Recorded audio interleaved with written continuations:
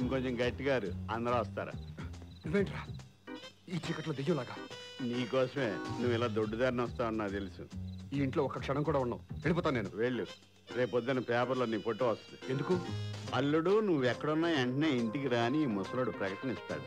అది నీ భార్య చూస్తే ఏ తాడో కిరసనాయలో ఫ్యానో మొన్న జరిగిందే రైలు పట్ట చూసుకుంటా.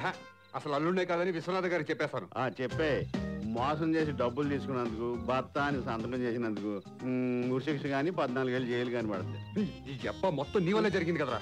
శవం వచ్చి కాపురం చేస్తుందని దానికి మొగుడిని చేశావు. ఇప్పుడు చూడదు శోభనానికి రెడీ అవుతుంది. నా దిష్టే తగిలేదా? ఆ ముసలోడికి గుండెపోటు మావయ్య అనమన్నావు. చూడు ఆడేం చేస్తున్నాడు. చిన్నపిల్లాడు మరి గోటుతో పోయేదాన్ని గొడవలాగా తెచ్చుకోవడం అంటే ఇదే. ఇప్పుడు శోభనం జరిగితే నా పరిస్థితి ఏంట్రా? జరిగితే కదా. అదేంటి? అవును, ఏ ఆడదైనా మగాడు ప్రేమగా ఉంటే పక్కలోకి వస్తుంది. నువ్వు శోభన రాత్రి బెదగొట్టావనుకో అది అడిలిపోద్ది. డిస్కవరీ ఛానల్లో పుల్లా రెచ్చిపో అది జింకలా పారిపోద్ది. దెబ్బతో శోభనం క్యాన్సిల్. ఏ చోక్రీ క్యా దేఖ్ రహే రే? ఏడుకొండలవాడ వెంకటరమణ గోయిందా టాని గోయిందా.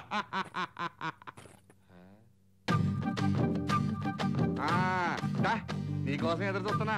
మనం ఒక్కసారి కమిట్ అయ్యామనుకో కేకే పోలి కేక. కన్ఫర్మ్ చేసుకో మరి, మొగుండో కాదు.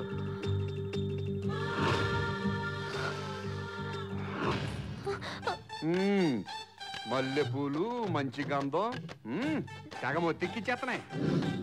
గులాబీ లాంటి నీ బొగ్గల్ని, జిలేబీ లాంటి నీ పెదాలని చూస్తుంటే తినక్కుతా కసక్కురో అనిపించేస్తుంది. ఏంటంటావు? అలుకేటండి చొక్కపట్టేసిన యమ్మగా మొత్తిస్తావని ఎగేసుకొస్తే ఎదవ డైలాగులేంటి?